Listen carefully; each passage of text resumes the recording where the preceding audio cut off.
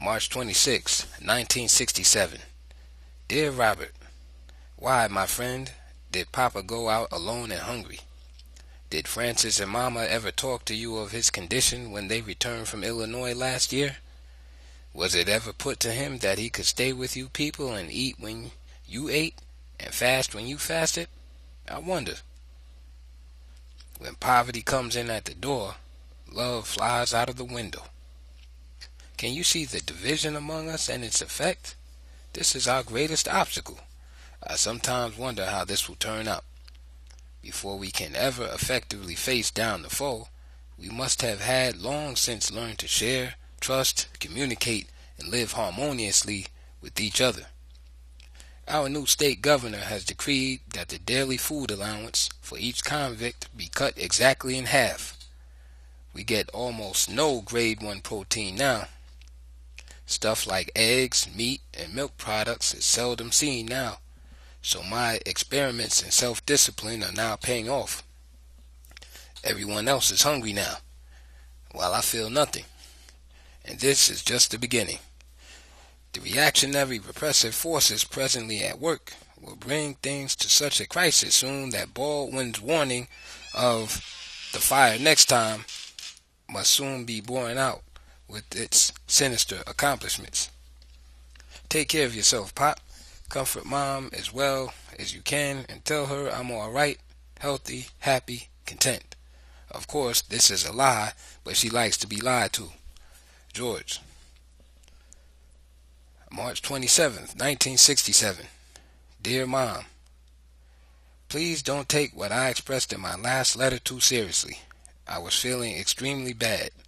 Try to relax. The mental depression you are presently gripped by comes from a very common cause, particularly among us blacks here in the U.S.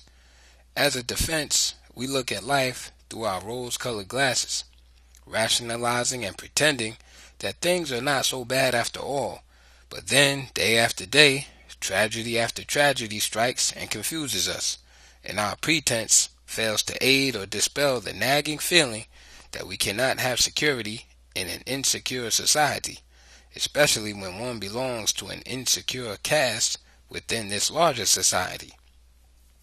I believe sincerely that you will be a very unhappy and perplexed woman for as long as you try to pretend that you have anything in common with this culture, or better, that this culture has anything in common with you.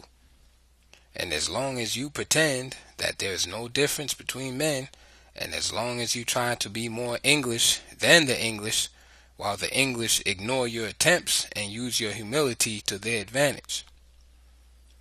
I suggest no action, no physical action that is, for I know you have never been a woman of action, but I do suggest that you purge your mind little by little of some of your Western notions. Direct your nervous animosity at the right people in their system, and stop. For your own sake, please stop blaming yourself. If you were, right now, walking toward your kitchen with the whole family's life savings in your hand, let's say, and I sneaked up behind you and pulled the rug from under you, and you fell and broke your arm, leg, nose, and the money flew into the burning fireplace, would you get up blaming me for pulling the rug? Or will you just lay there and blame yourself and pretend that you didn't really fall? Or that the whole thing made no difference anyway? The analogy is perfect. Do you know who I blame for what has happened to me the last 25 years and before to my ancestors? I will be narrow-minded indeed if I blamed any of you, my folks. I don't blame you for not teaching me how to get what I wanted without getting put in jail, nor do I blame myself. I was born knowing nothing and am a product of my total surroundings. I blame the capitalistic dog, the imperialistic, cave-dwelling brute that kidnapped us, pulled the rug from under us, made us a caste within his society with no vertical economic mobility. As soon as all this became clear to me and I developed the nerve to admit it to myself, that we were defeated in war and now captives, slaves, or actually that we inherited a neo-slave existence, I immediately became relaxed, always expecting the worst, and started working on the remedy. Can you play chess? It relaxes, builds foresight, alertness, concentration, and judgment. Learn so we can play next year. George. May 9th, 1967. Dear Robert, that's great about the classes. You passed the exams pretty easy, didn't you? It's wonderful to have a pop with brains. I was approved for a transfer, but it is not official yet. When it is, I'll inform you of details. I'll be getting a lot of work done lately. My mind is fast becoming clear, and I am slowly harnessing my emotions. I can go days without speaking a word. With the pursuit of food and shelter relegated to the state, I have been able to channel all my thoughts to important things, significant things. So I attempt to bend this experience to our benefit rather than let them weaken and destroy me as they would like. You are aware that these places, this one in particular, will either bring out the best in an individual or ruin him entirely. Wherever they send me, Robert, I will try as hard as my character will allow to avoid all involvement in these situations that lead to trouble. But I can promise nothing. The future holds no surprises for me. I expect anything, including trouble, especially trouble, considering the times. I have adopted these last several months a new attitude. However, that will limit the scope of my troubles. Take care of yourself. George. May 16th, 1967. Dear Robert, that is good reasoning concerning the school issue. It was a wise decision in every way you look at it. The other way, Catholic school, you pay more for less education. Plus, they make emotional pansies of the boys with that sanctimonious dogma. Dear Pop, I'm not just talking for the sake of talking. I am deeply concerned for John and you all. Much thought goes into all I attempt to convey. Whenever a man builds an image of himself and of his surroundings that he cannot live up to and that does not conform to the de facto situation, the end result must be confusion and emotional breakdown. If my instructor tells me that the world and its affairs are run as well as they possibly can be, that I am governed by wise and judicious men, that I am free and should be happy, and if when I leave the instructor's presence and encounter the exact opposite, if I actually sense or see confusion, war, inflation, recession, depression, death, and decay, is it not reasonable that I should become perplexed? If my instructor tells me that sex is evil, bad, base, and I happen to like sex, is it not reasonable to assume that I will develop mixed emotions concerning sex? If this instructor relates to me that sex is bad, thinking of it is lustful, and lust is a sign of my moral decay, what opinion will I have of myself? This is what they will do to John at that Catholic school. But that is just part of it. He will also learn that J.C. was white, which is a lie. That the Egyptians were white, which is a lie. That the people of India are white under their black skin. That Chinese are yellow when they range from brown to the blackest black. He will get a lot of this misinformation in public school too, but not nearly as much. With a little effort after school from you, this can be corrected. Tell him that these men don't always tell the truth.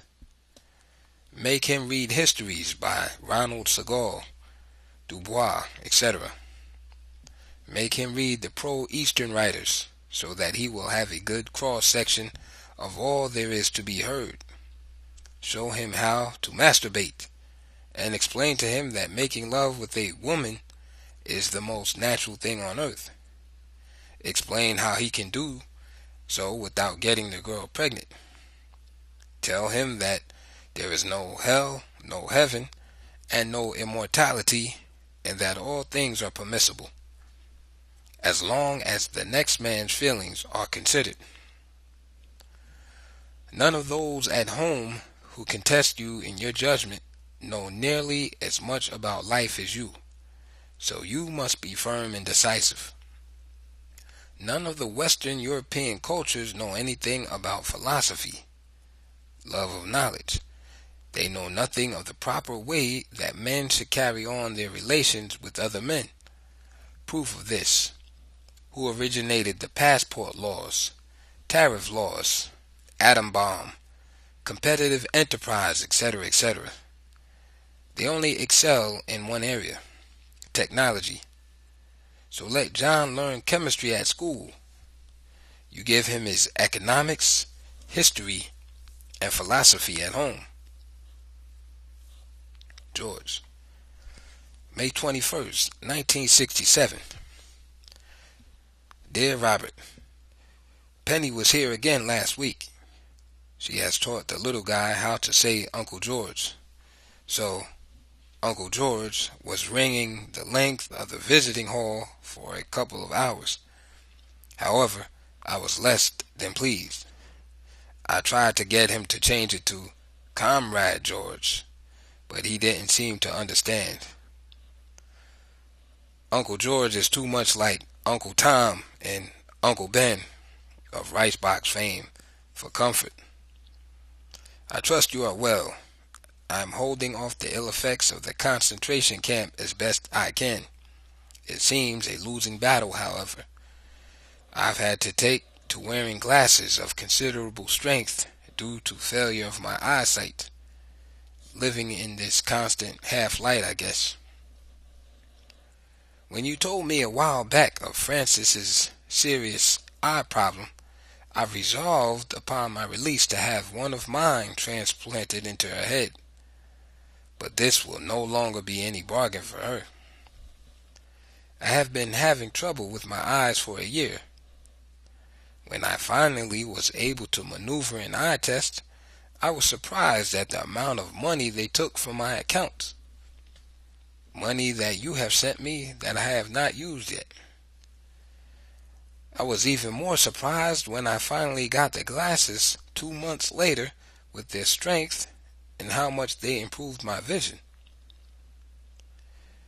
Speaking of money and accounts, Pop, I'm flush for now.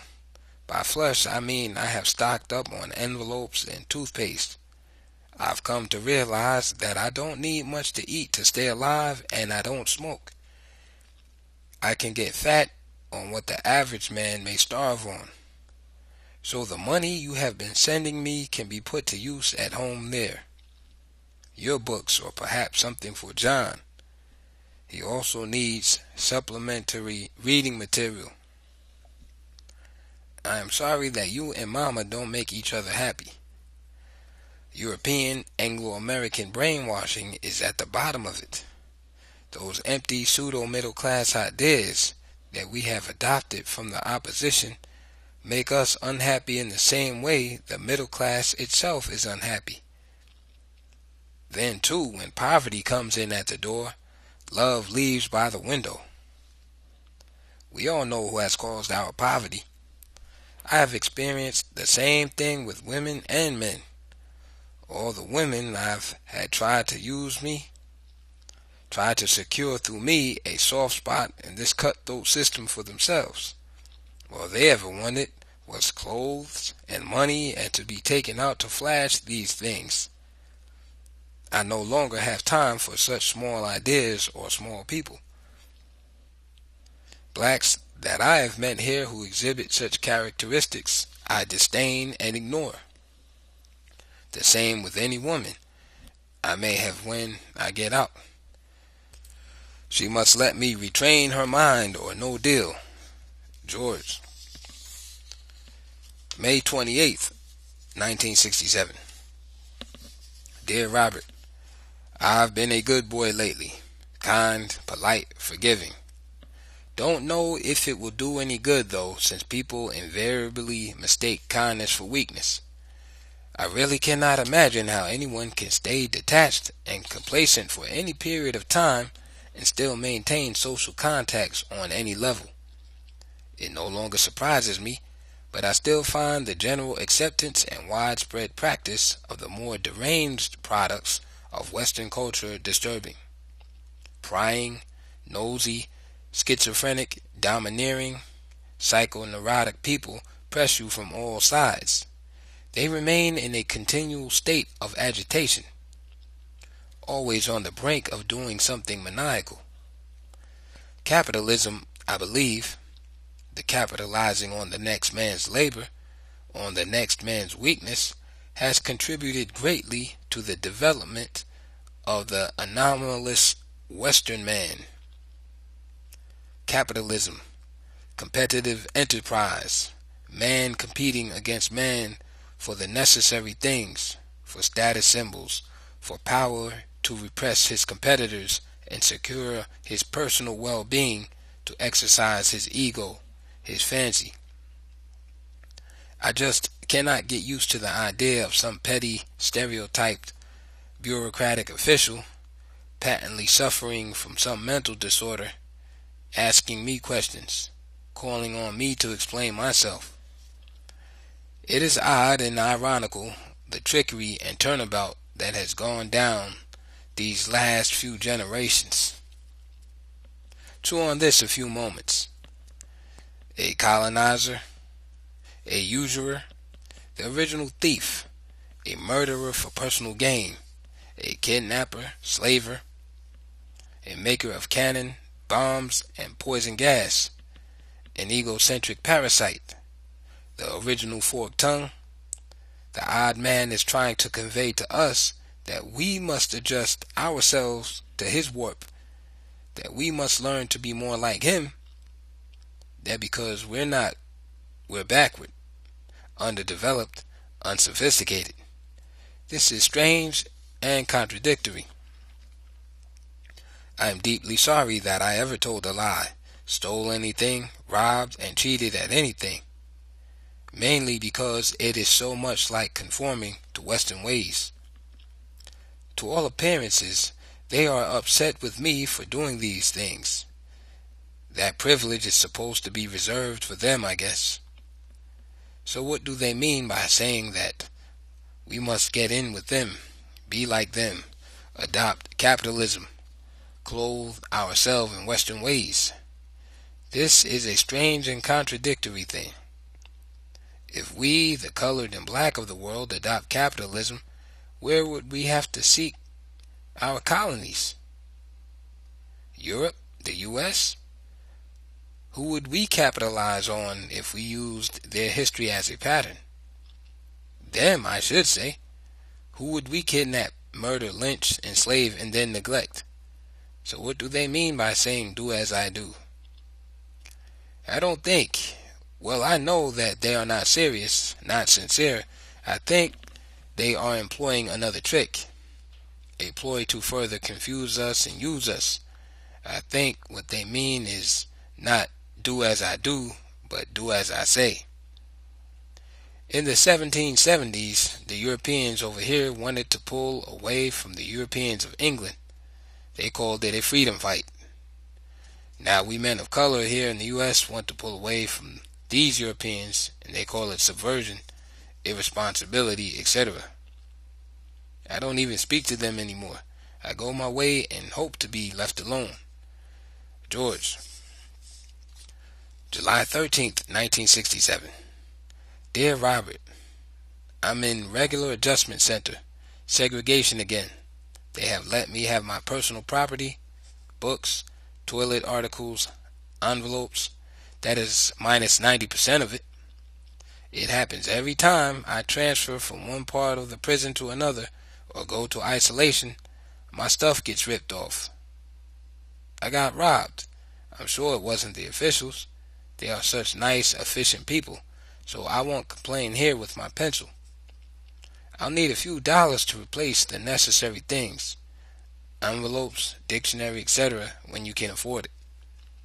Your physical appearance hasn't changed at all over the years, Pop. Clean living has preserved you marvelously. Do you ever drink any alcoholic beverages? I have never known you to, but that doesn't mean that you don't. How much sleep do you average a day? Perhaps I won't live to be as old as you are, but if I do, I won't look as good. The loose skin on my face is already starting to wrinkle, and strange as it seems, I tend toward obesity if I eat certain foods. I must have picked that up from Mama. How is she? Tell her I'm going to be a good boy from now until I can get out of here. I worry about Penny.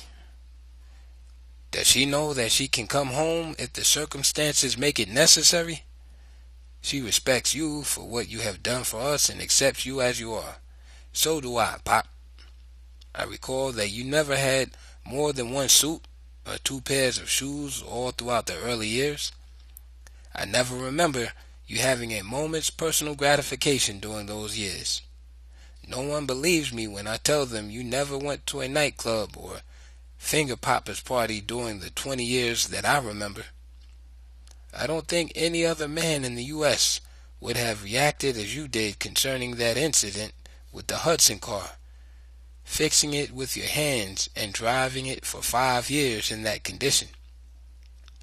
False pride would have forced anyone else into radical and uneconomic acts. I felt real bad about that, but I didn't understand life then as I do now. I'm deeply sorry for the weak, silly transgressions of my past, and I'm sorry that I won't be able to conduct my relations with the world as you would have me conduct them. I see the big picture where you may never have. I think I see the larger historical concept in its full detail. The obligation you felt toward us, I feel toward history. I must follow my call. It is of great importance to me that you understand this and give me your blessings. I don't care about anyone else. I don't feel I must explain myself or be understood by anyone else on earth. George. July 15th, 1967. My friend, I got your letter of June 5th. I have it here before me. I told Les to cooperate with your efforts for me. I sure do need some of the benefits of togetherness now. As I explained, I am in adjustment center here for an undefined amount of time.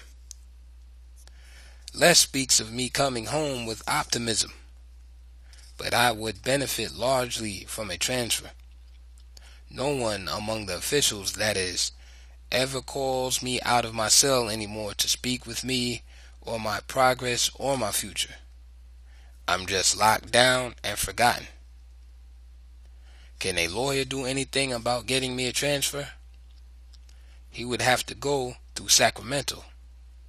The justification for such action is obvious. I cannot adjust here.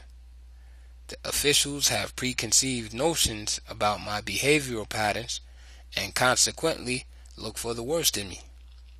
The atmosphere here is aggressive, and I'm too far away from home. I cannot get regular visits and thus miss the beneficial influence of you and my parents. My friend, my thinking was changed somewhat since I saw you last. That fellow who sent pictures of his Cadillac auto up here can explain some of the workings and progress of my thoughts. I hope he doesn't betray himself with that fast living I hear he is doing. Seems he has learned nothing from bitter experience. I have trained away, pressed out forever, the last of my Western habits. You remember I never got intoxicated or spent any money or time on trifles, but in the passing of these last couple of years, I have completely retrained myself and my thinking to the point now that I think and dream of one thing only, 24 hours of each day. I have no habits, no ego, no name, no face. I feel no love, no tenderness for anyone who does not think as I do. There can be no ties of blood or kinship strong enough to move me from my course. I'll never trade my self-determination for a car, cheap mass-produced clothes, clapboard house, or a couple of nights a week at the go-go. Control over the circumstances that surround my existence is of the first importance to me. Without this control, or with control in someone else's hands, I am forever insecure, subject at all times to the whim and caprice of the man in control. And you and I know how whimsical some men can be. Well, Pop, I'll be going outside to court the 7th of August to testify for a friend. I'll get a glimpse of the world at large, if you can call San Rafael the world at large. I hope you are doing well. I would have written before now, but I was in isolation up until the 11th of this month, as you know. Do you have time to read? I'll suggest some books, if so. Next letter. Take care. George. July 19th, 1967. Dear Robert, I wrote you a letter about 2 weeks ago. It was returned to me today. It never got out of the institution. Received your letter of the 15th today. No change here. Tell AA to get busy and make my woman start writing. A visit every now and then would be nice also. Tell him to send me her new address that I may send her a correspondence form. You don't know her, but he will. Penny has not been up to see me since you came. No letter either. Hope she is all right. Locked up 24 hours a day now. It's all right though. Gives me plenty of time at my work. My cell faces north, and there is a window in front of it. Plenty of fresh air comes into my cell. George. July 23rd, 1967. Dear Robert, I feel relieved to know that you are taking John out of Catholic school. Man, falling under the conservative influence of those admin and fakes was the worst thing that ever happened to me. How could you ever allow it? It was Mama's idea, but you should never have let her sell it to you. I remember Chicago all right. In fact, I remember too much. I was very much confused and dissatisfied during those years. They had much to do with the development of my character. I've had to unlearn and re-examine all that I experienced in those years. But what you were really referring to was how it stayed hot all night, with people sleeping on the beaches and such. I remember the garage roof where I was virtually held prisoner sometimes, there at North Racine Street. It is criminal to do that to a child, and no parks near enough to go to, no yard, front or back to play with the neighbors' kids, no neighbors really except the ones on Lake Street. I remember glimpses of our place over there on Lake also. This is a dog's life, Pops. You had nothing then. You have worked hard, and obeyed the laws of our masters, but you still have nothing. Is it idle dreaming for me to want an end to something like this? I wrote Mama 3 letters 3 months ago. She didn't answer or acknowledge any. I owe her loyalty just for being my mother. But she is adult, and I never baby adults. She resents me because I won't accept her views on method and means of getting by in this rat race. She once told me that I had a complex that made me view the world as I do. In so many words, she was telling me that I shouldn't be complexed about being of the lowest social class, or in our case, caste. She was saying that I should be indifferent about being used and abused like a goat or milk cow or something. I understand her and all black women over here. Women like to be dominated, love being strong-armed, need an overseer to supplant their weakness. So how could she really understand my feelings on self-determination? For this reason, we should never allow women to express any opinions on the subject, but just to sit, listen to us, and attempt to understand.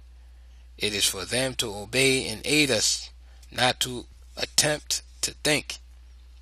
George, July 28th, 1967. Dear Georgia, for me, the word soul has yet to be properly defined. I have seen or felt no evidence of its existence. I have heard the word and listened to the theory connected with it, but it is abstract and academic at best. The theory of an existing and benevolent God simply doesn't make sense to anyone who is rational. A benevolent and omnipotent God would never allow such imbalances as I see to exist for 1 second. If by chance I am wrong, however, I must then assume that being born black called for some automatic punishment for sins I know nothing about, and being innocent, it behooves me to defy God. I seriously fail to understand when someone speaks of my soul, but I do know what my body needs. I know what my mind incessantly craves. Gratification of these is what I must pursue. As a woman, I can understand your being naturally disposed to servitude. I can understand your feelings, but what I can't understand is why you would have me feel the same, considering that I am a man. Why have you always attempted to implant womanly ideas into my character? Of course, it is your opinion to do as you please, but please don't feel that I love you less simply because I failed to respond, or feel that I love you any less because I do not have time to explain myself. Love has never turned aside the boot, blade, or bullet. Neither has it ever satisfied my hunger of body or mind. The author of my hunger, the architect of the circumstantial pressures which are the sole cause of my ills, will find no peace in this existence or the next, or the one following that. Never, never. I'll dog his trail to infinity. I hope I never will feel love for the thing that causes insufferable pain. What I do feel is the urge to resist and never stop resisting, or even think of stopping my resistance until victory falls to me. Extreme perhaps, but involved is my self-determination and control of the environment upon which my existence depends, and the existence of my father, mother, Dolores, and Penny sons, and all that I feel tied to. We are in an extreme situation. I didn't create this impasse. I had nothing to do with the arrival of matters at this destructive end, as you infer. Did I colonize, kidnap, make war on myself, destroy my own institutions, enslave myself, use myself, and neglect myself, steal my identity, and then, being reduced to nothing, invent a competitive economy, knowing that I cannot compete? Sounds very foolish, but this is what you propose when you place the blame on me or on us. I was a fool who created this monster, one unaccustomed to power and its use, a foolish man grown heady with power and made drunk, dizzy drunk from the hot air that inflates his ego. I am his victim, born innocent, a total product of my surroundings. Everything that I am, I developed into because of circumstantial and situational pressures. I was born knowing nothing. Necessity and environment formed me.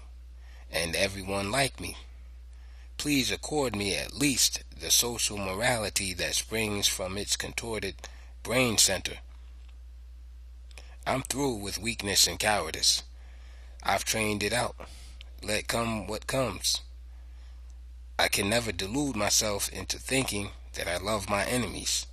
I can hardly do any worse than I am doing now. If worst comes to worst, that's all right. I'll just continue the fight in hell. George. August 10th, 1967. Dear Robert, things are looking up. I have a promise on my injured leg. Should be singing about it any time now. I'm in pretty good shape and it won't kill me. Good move you made on your way out. I could never say anything like that for myself. No one will believe me. Doing good, minding my business. Won't let you down. Dolores quite handsome. You know that was the first time I'd seen her in 7 years. There are 3 ways to enforce and build discipline in a child. Through terror, through guilt, and through shame. The first principle is the worst and involves keeping the child in constant fear of beating or harsh reprimand. This is not conducive to all-around adjustment. Either the child becomes a confirmed coward or at best unstable and erratic. A child with feelings or insecurity, lack of confidence, may later on try to prove himself by deliberately doing things against what he has been taught is right. Think on that a moment. Then the guilt concept. It finds expression in convincing the child that he will suffer God's wrath, religion, or be looked upon as a fool, knucklehead, buffoon, or evil and malign person by the rest of mankind. This is not good in that it causes the child to be too dependent. He cannot develop or become creative for fear of disapproval from on high. Then, what man can live up to the expectations of God? Then there are those among us who cannot live up to the expectations of other men, society. What happens to the child who cannot live up to God's or man's expectations? The child trained or disciplined through guilt feelings. His confidence is forever destroyed, and he becomes the ubiquitous temporizer, the listless apathetic. The last principle is the only one worthy of intelligent parents. Shame. If a child does not react in the proper way and carry out his duties toward parents and peers, he should be taught to feel shame or lose face, as the Eastern people call it. The child feels that he has let himself down when he fails to do the proper thing. Only constant and calm, rational reproof can cause this feeling in a kid. In other words, it takes brains and persistence on the part of the parent to shape the child's thinking. It should be clear that becoming frantic and beside oneself, beating and cussing is going to give the child a new experience and leave an impression that may not be wholesome. Felix Green wrote that in all the time he spent in a certain country in the East, he never saw a child throw a tantrum. He asked one of the social workers there about it, describing the features of a childish tantrum. The Eastern social worker's shocked expression and complete ignorance of any such things happening to the children caused Green to investigate further and denounce that they don't go through emotional breakdowns because they have no precedence from their parents. Take care, George. August 26, 1967. Dear Robert, the paper started 1 week ago, Saturday. Everything is all right. I ought to do as you say about the patients. Perhaps I expect too much from people. Hospital and x-rays any day now. I expect help from certain people only, but I'll take your advice and look no more. Of course, this doesn't mean that I am going to stop helping others as much as I can. I'll continue to give as good an example of how we should treat each other as I can. But as you indicate, I shouldn't expect this to influence anyone else to treat me similarly. Take care of yourself, George. September 1, 1967. Dear Robert, John is about the same age as I was when we first moved out here. I remember well my attitudes and confusion at the time. He can't be too much different since our development was forced along similar lines. Of course, he has had a slightly better chance or atmosphere to build the things necessary for the changeover from man-child to man.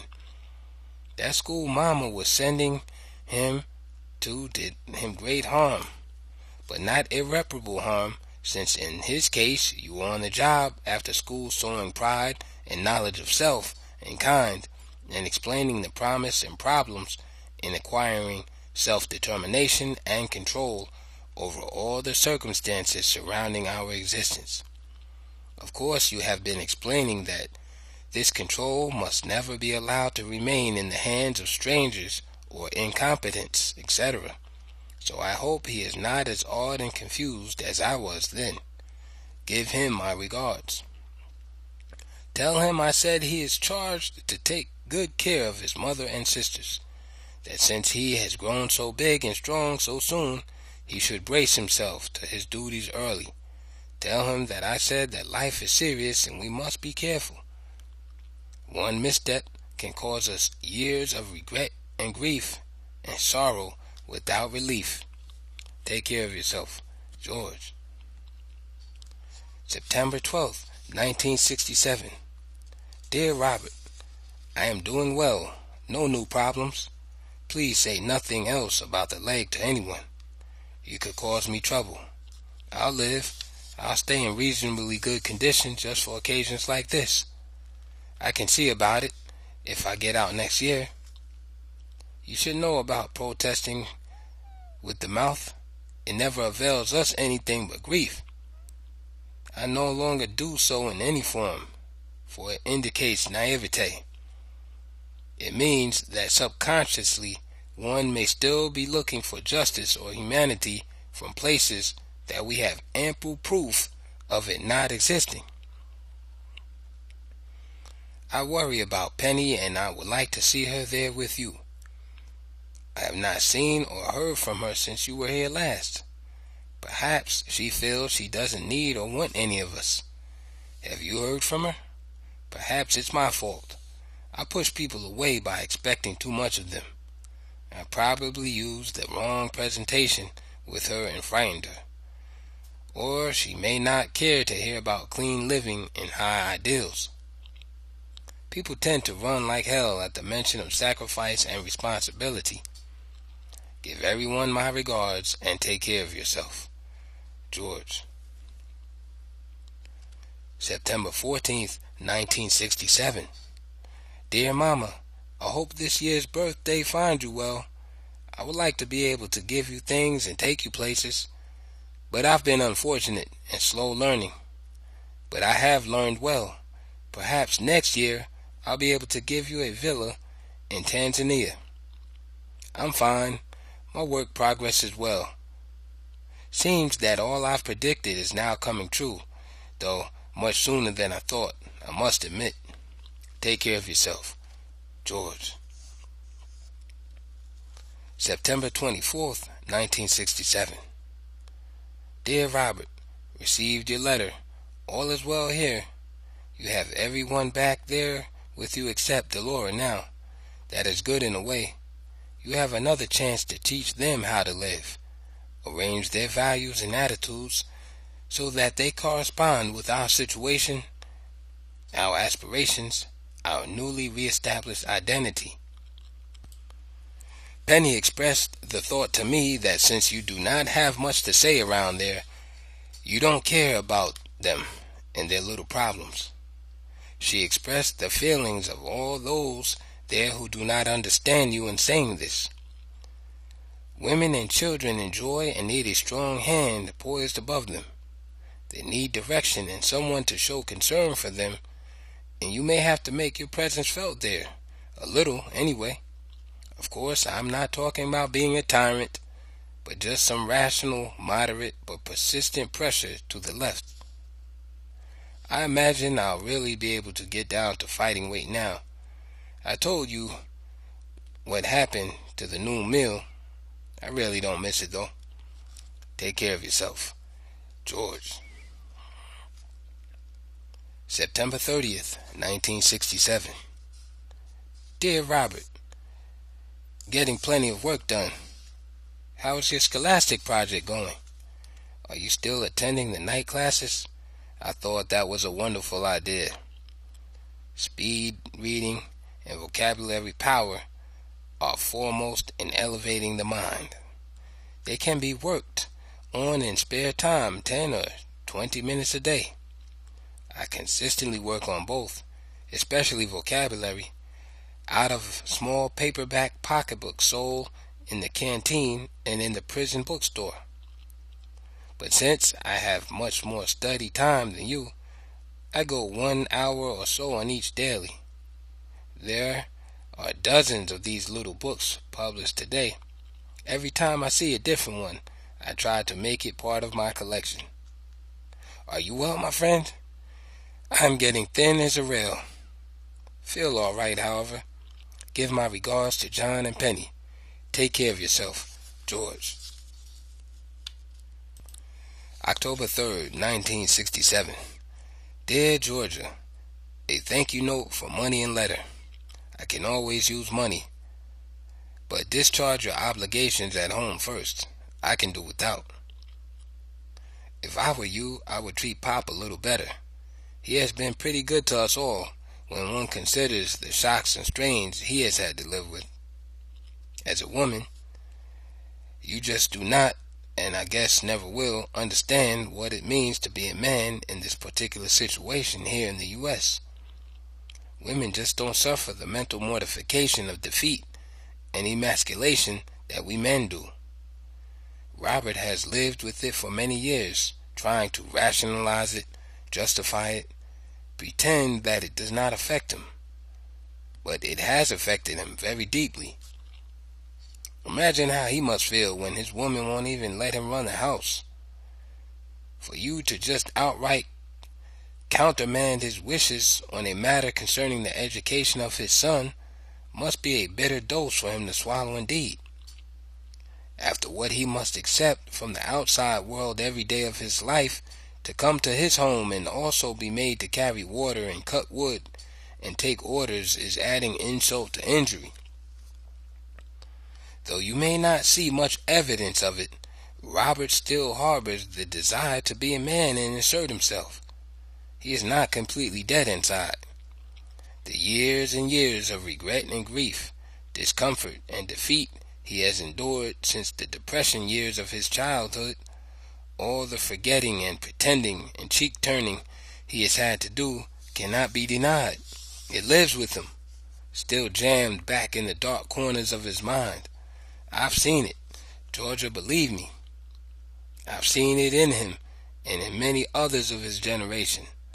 One day in the near future, these feelings of mass discontent must break their bounds. It's just as natural and predictable as the sunrise. I am ready now. When they are ready, nothing will be able to countervail our march toward victory. In John's case, it is simply a matter of what we need most, and how can he be best equipped to survive the crisis that now grips us. I think we need tough, well-informed, and loyal additions to the tribe. Can he develop these characteristics at this terrible place you advocate? You have been living in the big city now for 25 years.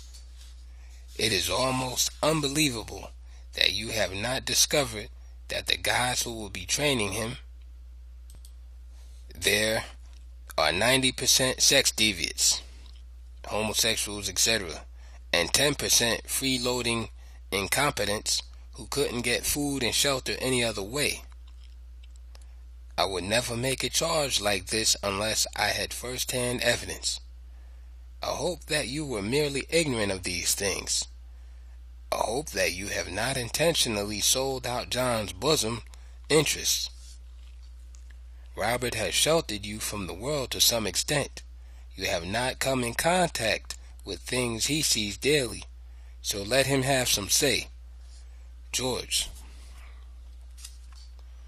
October 11th, 1967. Dear Robert, I received the letter with the money in it all right. Thank you. I'm going pretty good here, no problems, no new ones anyway. I went before a formal two-man review committee here recently. They gave me at least 4 more months to do here in the adjustment center. I guess we can call this improvement of a sort since I'm usually told nothing. You say John is having trouble with math, and that you feel it's just a matter of his settling down to his work. I wondered when you mentioned this just what it was that is keeping him from his studies. How does he spend his time? Is there anyone there to help him with his studies? Of course, you are right that all he has to do is apply himself to his work.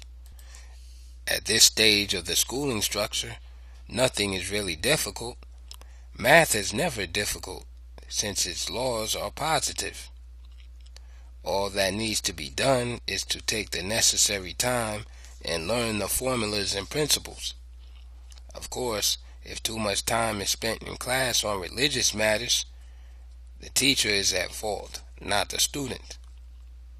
In fact, if any time is spent on religious matters during the school hours, the student is being cheated. Take care of yourself. George. October 17th, 1967. Dear Robert, the time slips away from me. I'm surrounded here by fools, degenerates, and phonies. I suffer a constant bombardment of nonsense from all sides. There is no rest from it, even at night. 24 hours a day, all my senses must endure the shock of this attack from the lunatic fringe. So I insert my earplugs and bury myself in my thoughts and my work. The days, even the weeks, lapse one into the other, endlessly into one another. Each day that comes and goes is exactly like the one that went before.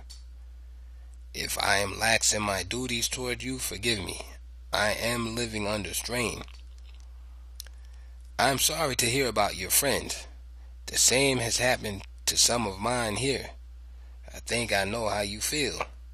However, I try to think of those things as releases. How was my letter to John received? Mama may have torn it up. If John wants to go to the trouble of framing those parts that trouble him into a letter, I have a fair understanding of math. No new problems here, just waiting it out. Time is on my side. I'm 26 now, and I'll be 26 when I leave here. Be it 40 years from today. Take care, George. October 18th, 1967. Dear Robert, how is Penny and the little guy? I guess I missed them quite a bit. What a difference their presence makes here. My language studies are coming along well. I guess if I don't get out before January, and it's not very likely that I will, I'll go into Arabic next. With 4 languages plus English, I'll be able to communicate with 3/4 of the people on earth. I am presently working on Spanish and Swahili. Spanish is spoken by most peoples from Mexico to Chile in what is the fastest growing population area in the world. Swahili is spoken by all of Eastern Africa. I may find communication with these peoples important in my work. All that remains is for me to learn Arabic and Chinese. Perhaps I'll start on these two next year. I've done well with Spanish. I trust you are well. Don't work yourself too hard. You cannot get rich on wages. I have had no response from John to my last two letters. What's happening? Has he forgotten his brother? It has been a long time. He was just a baby when I first came here to the concentration camp. It's been 7 years, 1 month now. Take care of yourself. George. October 24th, 1967. Dear Robert, I'll be considered for transfer again this week. They'll probably approve Folsom for me this time. It is a maximum security prison like this, so there will be no change in my fortunes. One prison is like the other, except perhaps the minimum security places in the southern part of the state where they have a less aggressive atmosphere, where if one can get around the local constabulary, the chances for parole are greater. That is part of the reason that the guy who was arrested with me went home 4 years ago, and I am still here. Right before I was forced into that situation in Soledad and sent here, he was sent to Chino, but his folks had money to pass around. No new problems here, the same old things. I'm getting plenty of work done with my time. I am not trying to lose weight. I'm not eating as I should, but we discussed that before. You forget things too fast, but maybe that is good. I'm not sure. Perhaps, if I could forget, I could have some peace of mind, but I don't forget anything. Wounds scar my mind much worse than they scar my body. But I don't let such things as food, warmth, comfort, and lack of material things cause me any great distress. I'm doing as well as I can expect to, because I don't expect anything. Anything good, that is. Take care of yourself. George. October 26, 1967. Dear Robert, John tells me they have him studying Latin. I find this very depressing. No one has spoken Latin in 1500 years. They are teaching the poor kid a dead language, wasting his precious time, his precious talent. A great blunder is again being made regarding your offspring, Robert. People only learn Latin these days so that they can read that thing they call the Bible in Latin and sound mysterious. It's a lot of European ritual, a lot of hocus pocus from the dark ages of Europe. The time he puts into that totally useless pursuit could be spent on math or science. Take care, George. November 2nd, 1967. Dear Robert, I received both your letters today, dated the 29th and 30th. True, I may forget myself sometimes, and I'll have to redouble my efforts to control this. I know it is wrong, and I know the proper method. It is the application of method that sometimes causes me trouble. But I'll redouble my effort to get over this. Emotion has much to do with it. All of my past life has been victimized by my emotions. I have struggled mightily with myself these last couple of years in an attempt to erase all emotion. The only method that can succeed is the clinical approach, the analytical technique of treating our problems. It is said, and with some justification, that the greatest battle is with oneself. So if I can gain a victory here, the real work shouldn't be too hard. On the subject of injury, there is the real and the imagined. You have made several references to the subject in the last month or two, and I have let them pass. By telling me that John has no chip on his shoulder, you attempted to make me feel alone and isolated in my attitudes. But you are wrong in trying to second-guess me because I have no chip on my shoulder. I know the simplest way to handle an injury, whether real or fancied, is to forget it. I bear no one on earth any ill will. I have felt the sting of the knout, and I live in the shadow of the ovens. I am the object of the severest ridicule. Coon, monkey, shoe. A shoe is something to be walked on, incidentally. Buck, savage, and child. But even in the face of all of this, I have not one chip on my shoulder. Aren't I a truly marvelous and forgiving person? Almost every day I have something to forgive and forget.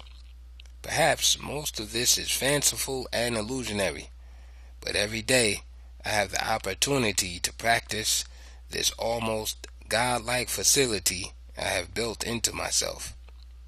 But then, to be honest with myself, it is not merely or solely due to strength of character that I am able to call up just a little more forgiveness. I also have this thing going with myself about not wanting to get killed. I don't know about that getting killed thing. Now, it would be a great loss to me, but I feel that I could forgive that too. Now I say this at the risk of seeming immodest, but to further illustrate my healthy outlook on the matter in question. Let me remind you that in spite of all, I am human, and I have myself done things that require forgiveness from others. I have transgressed against my fellows in moments of weakness and madness. It's hard, my friend. Because of my temperament, it's even harder. I hope I can make it. Take care of yourself. George. November 6th, 1967. Dear Robert, are you well? The changes are as slow as ever here. No new problems, however, except perhaps with my health. It may be failing. Headaches all the time and a skin condition that started some time back. Look at that picture I sent you of me taken upon my graduation. You may be able to see the discolored spots in my face. Well, the condition is growing worse. It is all over my face now. Huge discolored spots. I look like a leper. If you have a connection who is a dermatologist, perhaps you could pass me on some information on it. It is only on my face now, but it is progressive. It is spreading. I'd like to know what to do about it and what may be the cause. The cause, however, may be most important. I've been thinking that it is probably the food. Quality and quantity. My knee has gone down some and is not too sore anymore. I hope everything there is well. Give my special regards to Penny and John. Take care of yourself. George. November 1967. Dear Robert, this last word from you in John's presence convinces me that we can never reconcile our differences. I never realized that I was a source of embarrassment to you. I thought most blacks, especially those of our economic level, understood, vaguely at least, that these places were built with us in mind, just as were the project houses, unemployment offices, and Bible schools. Perhaps later, if we both live to see the outcome of all this, I will be able to explain myself better. But for now, you surely don't need me, and I have never needed anyone. Life has failed me. People I have had a right to expect something of in the past have failed me, and I fail myself almost every day. But I suffer no lasting effects from any of this because I derive my force and energy from no outside quarter. Your inability to understand and support me puts me at a loss, but I cannot allow this to influence my course. I must follow my mind. There is no turning back from awareness. If I were to alter my step now, I would always hate myself. I would grow old feeling that I had failed in the obligatory duty that is ours once we become aware. I would die as most of us blacks have died over the last few centuries without having lived. You have misjudged the depth of my feelings on these matters. They mean everything to me. If we could have found grounds for compatibility within the framework of my ideals, the purely mental aspect of my job could have been less difficult. I anticipated failure in this from the start. So I am not shocked or surprised now that the last has been said and we find ourselves poles apart. I'll be all right from here, Robert. I have the nervous equipment, and I'll spend my remaining time here checking my emotions and developing the clinical approach. You owe me nothing. Anything you may think you owe me, I absolve you of entirely. Because we look a lot alike, because the same blood flows in our veins, I thought we could perhaps pool our resources, plan great things, produce some remarkable changes and conclusions, and write a few pages of history.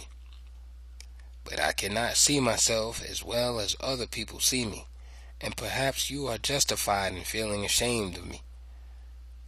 The most important abutment of our relation has disappeared. Perhaps it never existed. This is certainly my loss, but I cannot see any reason for us to communicate with each other again from this day until such time as I can demonstrate the usefulness of my ideals and methods. Please take care of yourself. Respectfully, George. December 1st, 1967. Dear Robert, I guess there is something to be said for a person who does as he is told, lives by the routine set up by his self-appointed bosses, etc. And of course, we must learn to fight our own battles. This way we can die alone, one at a time. This is a very old and proven idea. It has worked wonderfully up to now, and that is why 1967 finds us all so secure and well placed. My trouble is that I have expected too much of you. You are already doing your best, what you feel is right. How can I expect more? George. December 1967. Dear Robert, I'm all right, no change here. They gave me a little job in here where I am locked up, but took it back right away, I think to get a reaction. It has started to rain almost every day up here now, and it is rather cool. It is strange, but I think I prefer cool weather to warm. Have you ever heard anything from my friend? I don't trust many people very far, but I have very strong feelings that this guy will not abandon me or our ideas. Things must be very difficult for him, or he would have had a lawyer up here for me by now, or done something along that line. Of course, we never really get to know anyone to an absolute degree, but I saw this guy in many different situations, and he never showed the slightest weakness or reservation or self-interest. We need people like that. When we cannot even put confidence in them, we're through. Take care of yourself, George. December 13th, 1967. Dear Robert, hope you are well. I received your note and all is normal here. No new problems. I've got 6 months clean now, since June 8th. That is not much and surely not enough to satisfy my waters, but by June of next year, it will be 12 months clean. True. How is Penny doing on the job? Post office, isn't it? Tell her I miss her and the child. Is that guy she married honoring his financial commitment? And Francis, are you keeping up with the movements of the guy she tied up with? I'll be wanting to see him first thing upon my arrival there. It's cold up here this year, but since I don't go out directly in it too very often, it doesn't bother me much. Francis is supposed to be angry with me because I wouldn't let her get in any of her silly cliches last time you brought her up here. I didn't make things any better either when she wrote 2 months later decrying my supposed rudeness. When I explained to her that she was not supposed to hold any opinions other than those of her menfolk, she stopped writing. Tell her that I feel no ill will toward her, but when she hears us debating method and policy, she is supposed to be silent, listen, and try to learn something. Penny will sit and listen and try to understand.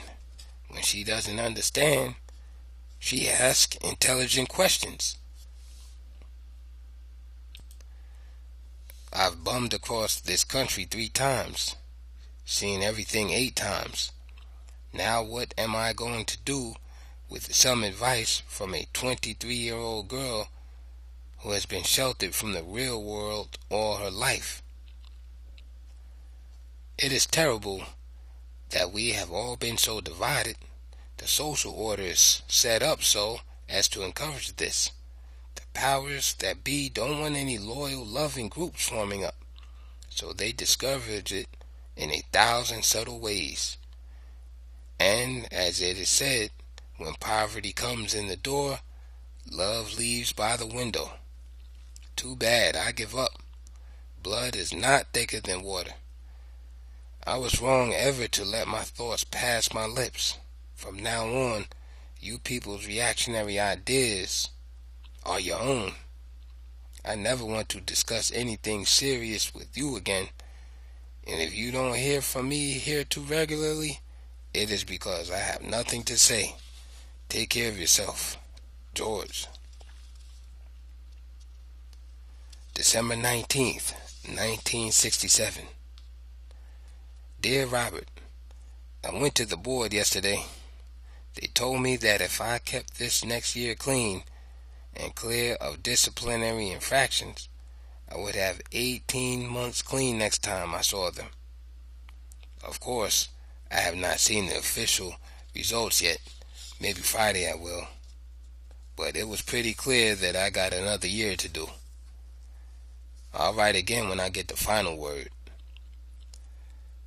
Penelope wrote me a letter last week stating that you and Mama sent a box of stuff up here to me after all, in spite of me asking you not to bother. I appreciate the sentiment, but you should not have done it. I probably will not be allowed to have it. You should know that I have to send a formal request from here, etc. They won't send it back either. They will keep it. Things will be much better between us when you start taking me seriously. Take care of yourself. You'll be able to retire when I get out in 69. George. December 23rd, 1967. Dear Robert, this is Saturday. There is so much noise on the tier that even my earplugs are useless. Grown men are acting like high school girls. The guards have some kind of sports on the radio. Everyone is happy. Emotion-filled cries of joy come from every cell. They're trying to forget their problems or pretend that they have none. It is easier that way, easier than grabbing the bull by the horns. Music and sports, their whole life, perhaps a little pimping or gambling. I got my official notice on the board meeting. They denied me another year. I go back next December.